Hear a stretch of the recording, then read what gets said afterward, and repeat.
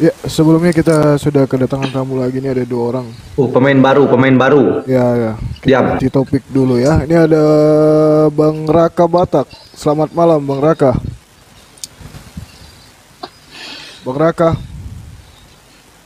Kemudian di sini ada Bang Hendri Situmorang. Selamat malam, Bang Hendri Situmorang. Selamat malam. Dari sektor mana, Bang? Aku Kristen Advent. Oh, Advent. Ya, selamat malam. Ada yang ingin ditanyakan kepada Bang Zuma?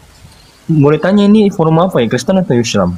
Ini Boleh tanya, nanti komparasi jawabannya. Tanya aja, nanti komparasi jawabannya. Silakan. Di sini ada Kristen, di sini ada Islam juga. Oh, Di lintas agama sini, Bang. Maksudnya diskusi Islam Kristen. oke, salam toleransi ya.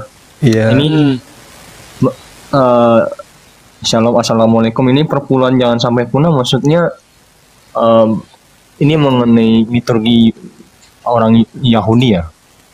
Iya. Udah nggak usah baca itulah. Lanjut aja. Oh, kalau dari ini aku mau bagi pengalaman aja ya Mas, bukan untuk menghakimi.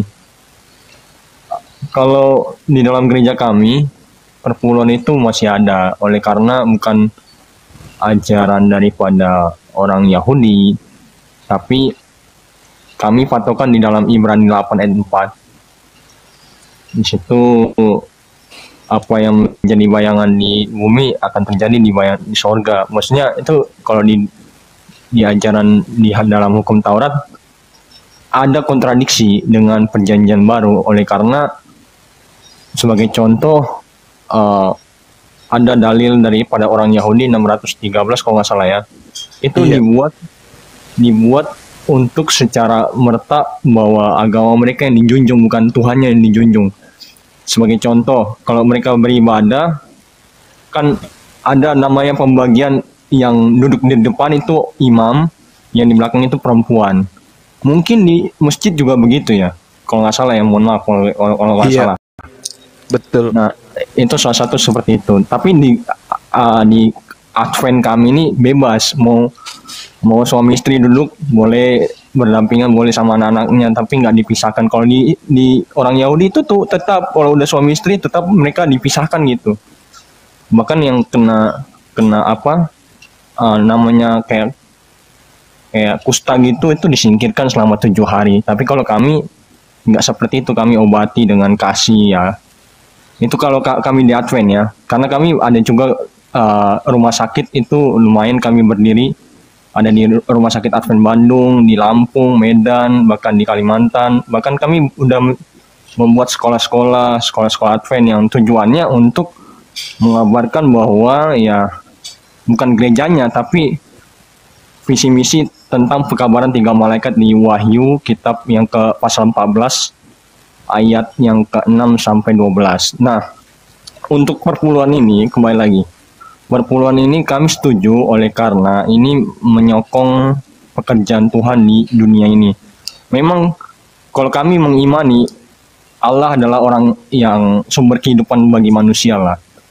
Tapi bukan berarti kami tidak, atau bisa dibilang mencengkal kuasa Tuhan itu ya. Tidak, kami tidak seperti itu. Cuman kami masih kembali lagi kepada ajaran Nabi Musa untuk mempersembahkan yang baik untuk Tuhan, 1/10 dari hasil pekerjaan kami. Contohnya kalau gaji kami ada 3 juta, kami kasih 300.000 ke gereja. Tujuannya itu sebagai wujud cinta kasih kami karena Tuhan telah memberkati kami. Itu sebagai contoh. Kemudian sama seperti agama Islam ada namanya zakat, tapi zakat mereka itu kayak berubah-ubah. Ada yang bilang 4%, ada yang bilang 6%. Kalau kami 10% sesuai dengan ajaran Alkitab, seperti imamat berapa itu ya? Saya lupa lagi imamat berapa itu. Ya, Apa itu, Bang? mengenai memberikan persembahan 1/10 kepada Tuhan itu. Malaikat 27. 27 Malaikat ada. Maliaki. Iya, Malaikat Malaikat. guys. Benar-benar. Nah, itu Imamat. Malaikat 3 ayat 10 itu sebagai salah satu contoh. Bahkan saya juga ada dapat di perjanjian baru, tapi bukan mengenai persepuluhan, tapi persembahan. Itu di mana ya?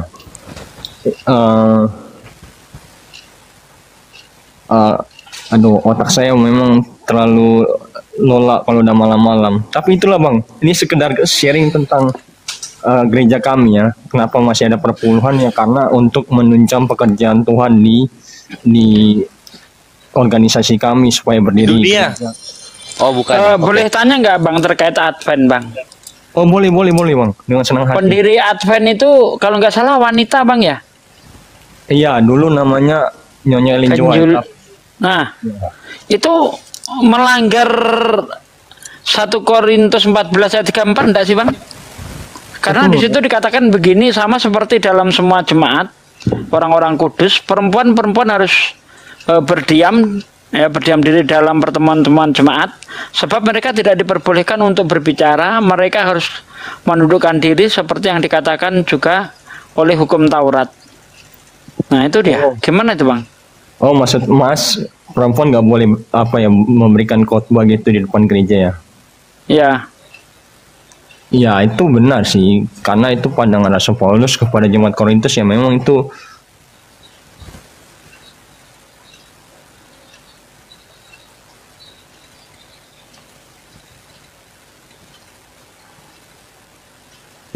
lah yang memberikan wejangan atau nasihat itu.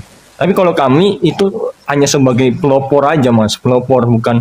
Tapi kalau untuk memberikan khotbah sebenarnya pendeta, nggak, kalau di kami ya pendeta, bukan perempuan. Kalau perempuan kami nggak pakai. Cuman kalau kesaksian mau memberikan kesaksian boleh.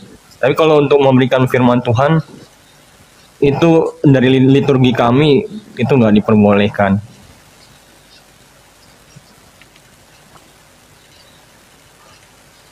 Apalagi memberkati anak, memberikan pernikahan itu nggak boleh kalau perempuan, harus laki-laki. Nah itu dia, kok malah pendirinya Advent ini perempuan gitu loh. Padahal di situ berbicara aja nggak boleh, apalagi sampai mengajar. Berbicara aja nggak boleh. Kalau pendirinya itu banyak bang sebenarnya, tapi dia cuma dapat mimpi doang bang. Iya awal-awalnya. Cuman pendirinya banyak bang, ada Joseph Bates, William Miller, itu yang memimpin peperangan keberapa itu, kedua atau ketiga itu. Dulu kan mereka itu ortodoks bang, gereja ortodoks sama Protestan, tapi oleh karena perpecahan waktu itu tahun 1800-an ya, jadi kami buat gereja lah tahun 1863. Itu berdirinya gereja Advent tanggal 21 Mei.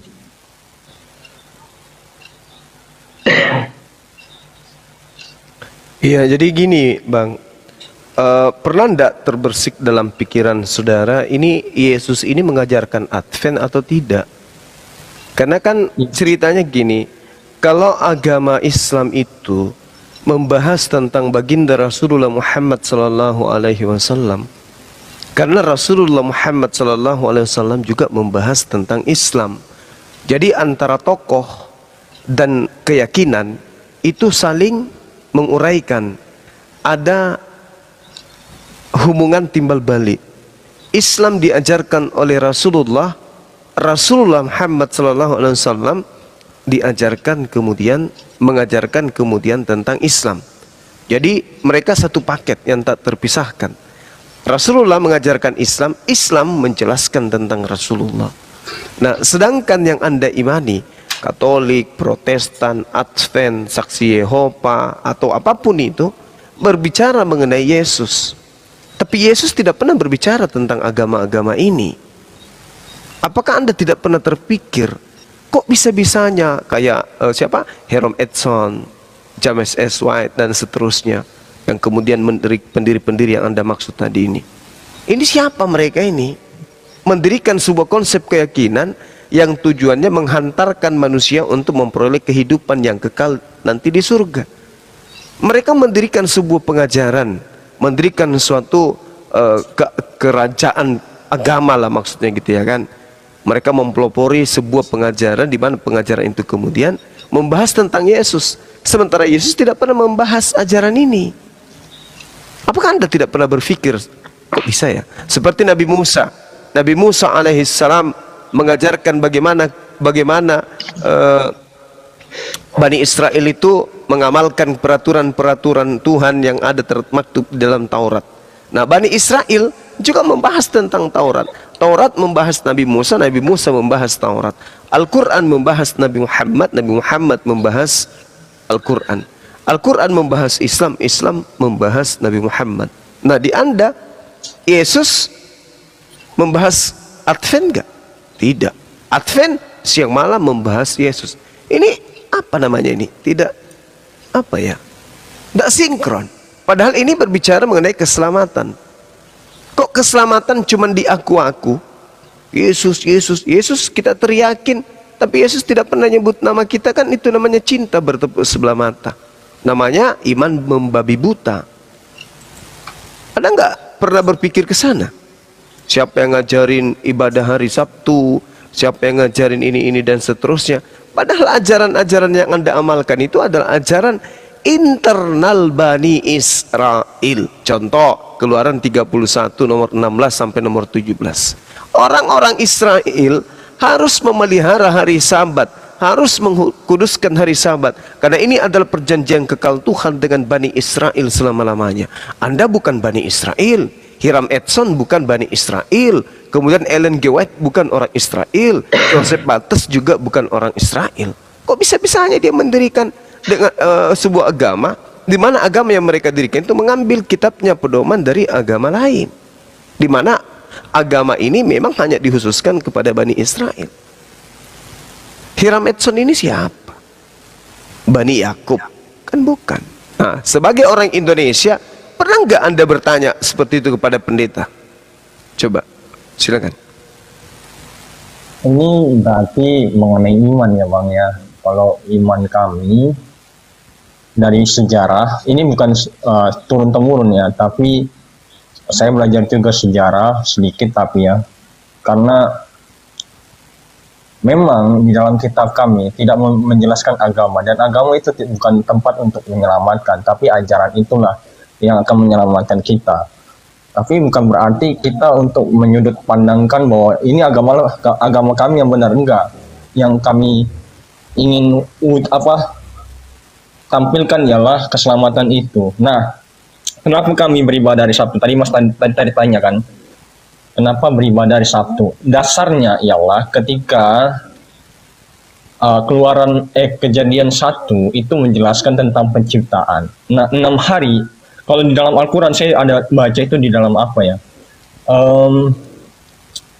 Itu mengenai 6 masa. Kalau di dalam kitab Wahyu, 1 masa adalah 1 hari. Artinya Allah menciptakan 6 hari itu di dalam Al-Quran 6 masa. Kalau nggak salah ya 6 masa.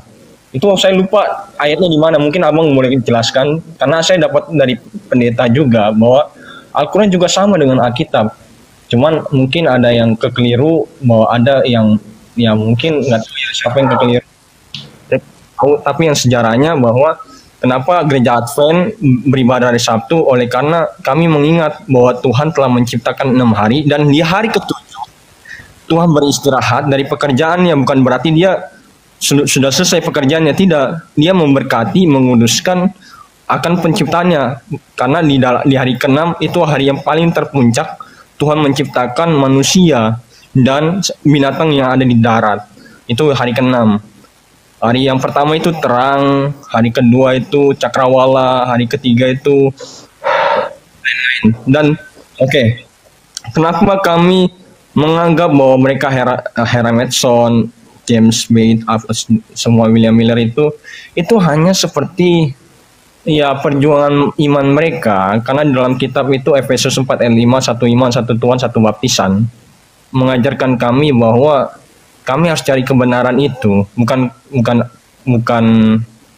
mengaplikasikan atau mentafsirkan bahwa waktu kami mendirikan gereja bukan untuk menjadikan bahwa gereja ini adalah gereja yang paling benar, tidak Mas.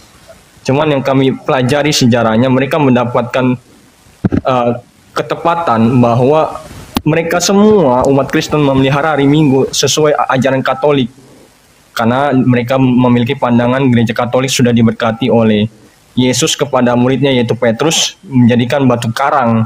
Padahal itu salah. Karena mereka mau membedakan daripada orang Yahudi untuk beribadah hari Minggu. Menyatakan itu adalah hari kebangkitan Yesus. Itu tidak ada disuruh Alkitab bahwa beribadah hari Minggu, tidak ada. Yang disuruh oleh Tuhan, Ibrani 4 ayat 9. Jadi masih tersedia bagi umat Allah suatu perhentian untuk kita beribadah kepada Tuhan. Satu hari itu dikhususkan untuk menyembah. Dan 6 hari bagi kami adalah 6 hari itu 6 hari bekerja. Begitu, Bang. Iya, jadi gini, Bung. Kalau kita melihat bagaimana Hiram Edson, kemudian James, dan juga Joseph.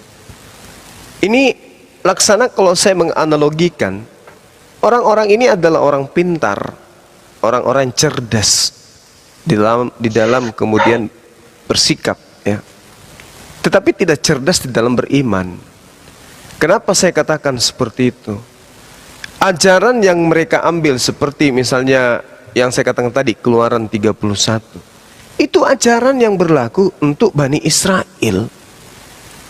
Maka haruslah orang Israel memelihara Sabat dengan merayakan Sabat itu sendiri secara turun-temurun menjadi perjanjian kekal. Ini yang diminta adalah orang Israel. Lalu kemudian Advent muncul dengan pernyataan sebab 7 hari lamanya. Lah, karena 7 hari lamanya inilah kemudian Allah, 6 hari Allah kemudian menciptakan, hari ke-7 istirahat. Ini untuk Bani Israel, bukan untuk James dan kawan-kawan. Bang, itu sabar dulu. Jadi ibarat kata pendiri Advent ini, kalau saya menganalogikan, mereka melihat sebuah kampus universitas memberikan aturan-aturan kepada mahasiswa-mahasiswa yang ada di dalam. Kemudian mereka pulang kampung, mengambil juga pengajaran kurikulum-kurikulum yang diajarkan kemudian oleh apa yang ada di kampus tersebut, diajarkan kepada mahasiswa. Lalu si James ini mengumpulkan rakyat di kampung, memberikan juga pengajaran-pengajaran yang sama dengan janji bahwasanya kalian kelak nanti ujian, lolos penghakiman, kalian mendapatkan ijazah. Padahal yang terjadi di pengajaran kampus yang tadi, yang diberi ijazah adalah mahasiswa yang terdaftar, yaitu Bani Israel. Lah, orang Advent juga bikin pengajaran yang sama. Siapa yang mau kasih ijazah sementara tidak terdaftar sebagai mahasiswa? Hanya James ini yang mengambil keuntungan saja, mencari duit dengan cara mengumpulkan massa, memberikan pengajaran, ngambil kitabnya orang Yahudi, terjemahannya kemudian dijadikan sebagai perjanjian lama untuk mengumpulkan massa. Habis itu mereka diajak membayar perpuluhan. Apa janji keselamatannya? Enggak ada. Sebab keselamatan yang dibawa oleh juru selamat kepada Bani Israel hanya berlaku kepada Bani Israel. Makanya Yesus mengatakan apa? Di dalam Yohanes 48, kalau Anda lihat di sana, Yesus mengatakan bahwa Yohanes 12 nomor 48, di situ dikatakan begini: barang siapa yang menolak aku, dia sudah ada hakimnya, yaitu firman yang telah aku sampaikan kepada mereka. Firman itulah kelak yang akan menjadi hakimnya di akhir zaman. Nah, ketika Yesus menghakimi Bani Israel, Anda tidak dihakimi. Anda siapa? Anda bukan pengikutnya, dan Anda bukan Bani Israel, dan Yesus tidak pernah menyampaikan firman kepada Anda. Yang dihakimi adalah mereka kepada siapa firman itu disampaikan, yaitu kepada Bani Israel. Kapan-kapannya kemudian Bani Roma pernah mendengarkan firman yang Yesus sampaikan? Tidak pernah. Yesus hanya berkata kepada Bani Israel saja. Advent bukan Bani Israel. Advent itu berdiri nanti di tahun 1800-an. 1860-an sekian gitu. Baru 100 tahun lebih berdirinya Advent itu. Yesus 2000 tahun yang lalu untuk Bani Israel. Lalu itu yang pertama. Kemudian yang kedua, ketika saudara mengatakan terkait dengan aturan main yang datang kepada Bani Israel yang tadi, ya, Yesus berkata kepada Bani Israel, sekali lagi saya katakan, bukan berkata kepada non-Israel. Gak ada untuk Anda. Makanya Yesus mengatakan kepada Bani Israel, Waspadalah kepada serigala yang datang nyamar seperti domba. Anda menghabiskan waktu. Tiap Sabtu Anda ke gereja memuji-muji Tuhan yang Anda sebut Yesus. Siapa yang perintahkan? Anda melakukan jangan makan babi, jangan makan ini, jangan makan itu. Loh, itu aturan untuk Bani Israel. Ngapain Anda ikut-ikutan? Gak ada legalitas daripada ajaran Israel untuk Anda. Ngapain coba? Jadi Bani Israel ujian, Anda ujian di mana? Sementara Anda tidak masuk di dalam kampus, yaitu Bani Israel, Bani Yakub. Ulangan 33 nomor 4. Hukum Tuhan yang datang kepada Bani Israel itu adalah hak milik daripada Bani Yakub. Anda bukan Bani Yakub. Jadi Anda menyanyiakan waktu. Menyanyiakan waktu dengan menambatkan iman kepada sesuatu yang tidak jelas, yang memang, yang sudah jelas, yang memang untuk Bani Israel saja. Coba Anda tunjukkan ke saya, di mana ajaran Bani Israel yang diperuntukkan untuk seluruh umat manusia? Ada enggak? Coba Anda tunjukkan. Silakan. Ajaran Bani Israel. Iya. Coba Anda tunjukkan. Saya nggak pakai ajaran Israel karena itu sudah lalu. Yang sekarang itulah wujudnya firman Allah. Apa itu? Oke. Aku lebih dominan percaya sama Al-Quran yang mengenai As-Zukhruf ayat 61. Di situ saya melihat ada mengatakan bahwa Isa sebagai ihdina sirotol mustaqim, jalan yang lurus, ya kan? Iya.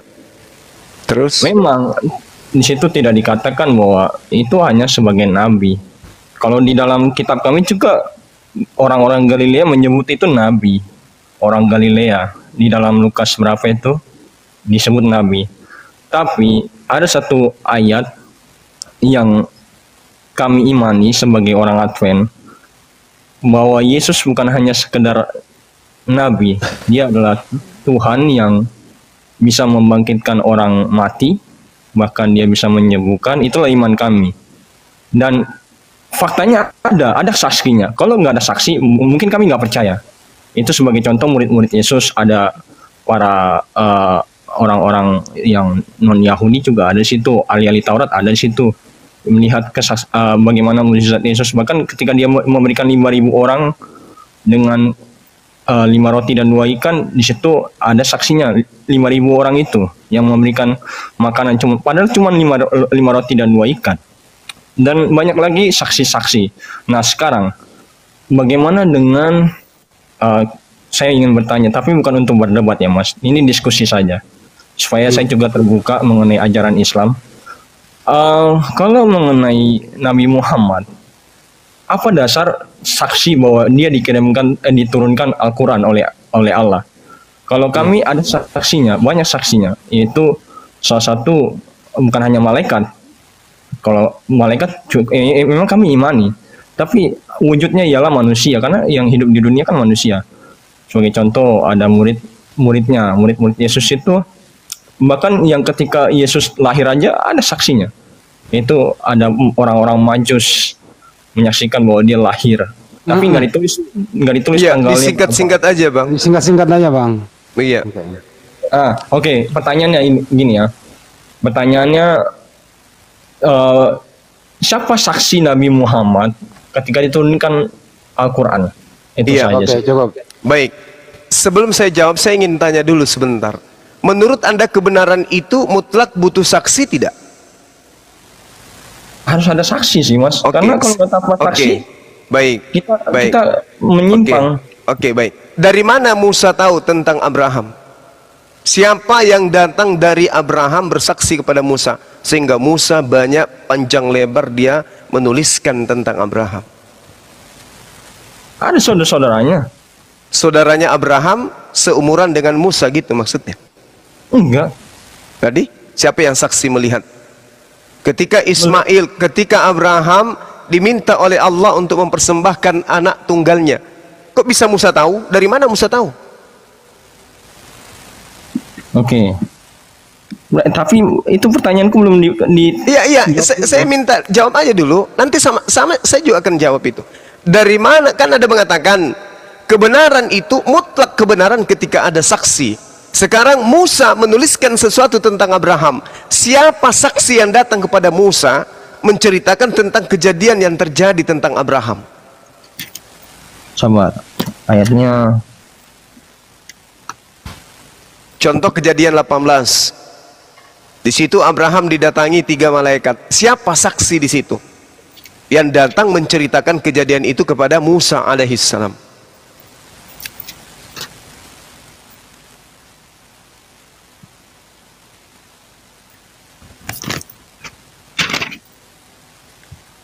Dia butuh saksi manusia nih banyak mak, baru dia Pak. Ya udah, makanya saya butuh saksi manusia juga. Silakan.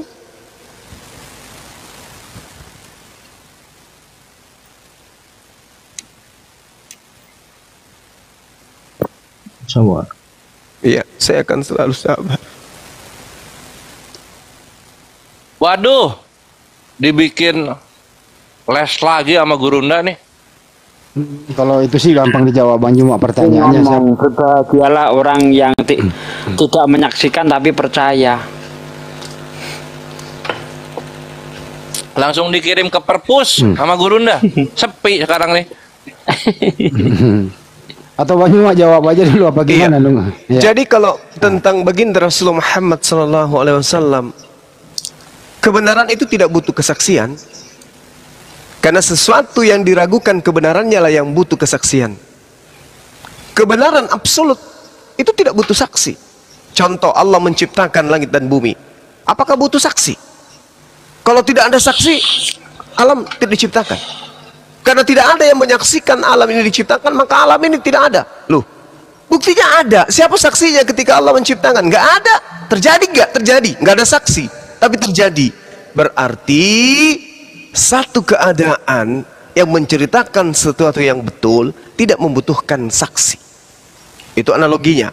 Analogi kedua sebelum saya masuk ke Quran. Ketika ada orang dibunuh, tidak ada yang mengetahui pembunuhan itu. Tidak ada yang tahu kecuali pelaku dan orang yang dibunuh tersebut. Polisi tidak bisa mengungkap. Orang itu hilang dengan sendirinya. Apakah pembunuhan terhadap si fulan ini terjadi? Padahal jelas-jelas si A membunuh si B. Tapi setelah dia bunuh, dia buang ke laut. Tidak ada yang tahu sampai hari ini. Apakah pembunuhan itu tidak terjadi? Karena tidak ada yang melihat. Terjadi. Begitulah yang dilakoni oleh baginda Rasulullah Muhammad SAW. Rasulullah didatangi oleh malaikat. Ikra, baca. Tidak ada yang menyaksikan di situ kecuali Allah, baginda Rasulullah, malaikat Jibril, batu-batu yang ada, gua tempat beliau menerima. Itulah saksinya. Apakah selesai sampai di situ? Tidak. Karena Al-Quran itu diwahyukan 22 tahun lebih. Artinya bahwasanya proses pewahyuan disaksikan sejazirah Arab. Berbeda dengan Lukas. Misalnya dia cerita di dalam Kisah Para Rasul 8. Kisah Para Rasul 7. Di situ dia ceritakan Nabi Musa naik ke bukit, lalu kemudian Nabi Musa didatangi malaikat, lalu malaikat mengajarkan Taurat. Siapa saksi yang Lukas jadikan saksi melihat kejadian itu? Kok Lukas bisa cerita? Apakah Lukas melihatnya? Tidak. Tetapi tentang Al-Quran, Rasulullah sendiri yang mengalami. Lukas bercerita tentang Yesus, Lukas tidak pernah bersama dengan Yesus. Rasulullah bercerita tentang Quran, Rasulullah yang menerima wahyu itu langsung. Lalu apa yang diragukan? Kecuali Rasulullah itu pendusta, Rasulullah punya celah, Rasulullah pernah kemudian diceritakan sebelum menjadi nabi adalah pendusta, pembohong, penipu dan seterusnya, atau pembunuh. Begitu cara belajarnya. Jadi kebenaran nah sekarang tolak ukurnya apa? Yang saya tanyakan kepada saudara tadi, tolak ukurnya Islam itu adalah tolak ukur ketika di dalam agama Anda sebagai Advent didirikan pada tahun 1800-an. Itu si Hiram Edson apakah menerima kesaksian-kesaksian tentang Yesus sampai dia membentuk agama? Edson pendiri agama ini, Hiram Edson ini, apakah ada yang menyaksikan dirinya bertemu dengan Yesus sampai dia membentuk agama baru bernama Advent? Apakah Joseph ini pernah bertemu dengan Yesus atau murid Yesus sampai dia mendirikan agama baru? Yesusnya ada abad pertama, dia dirikan agama di tahun 1800, lebih duluan Islam. Islam lebih duluan 1200 tahun baru muncul Advent. Jadi kalau Anda bercerita tentang kedekatan, Advent baru muncul 100 tahun yang lalu. Rasulullah sudah 1400 tahun silam. Kalau itu yang Anda jadikan tolak ukur, keteteran Anda, saudaraku. Bang Juma, Ya, waktu Yesus menerima firman Yohanes 17:8, ada nggak manusia saksinya ya? nggak ada, nggak ada. Kabur Adventnya. Bingung dia. Ya, jadi Gimana Advent nih, itu, Kak Faro? Advent itu usianya baru kurang lebih 200 tahun. Mana jagomu, Kak Faro? Mana lagi jagomu? Mana? Enggak, Bang. Jadi gini. Kenapa jadi